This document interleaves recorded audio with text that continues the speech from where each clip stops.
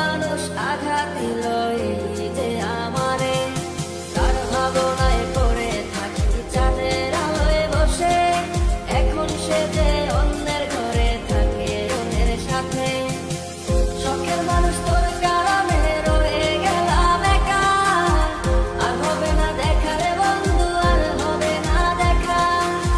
শখের মানুষ তোর কারণে রয়ে গেলাম একা, আর হবে না দেখা রে বন্ধু, আর হবে না দেখা।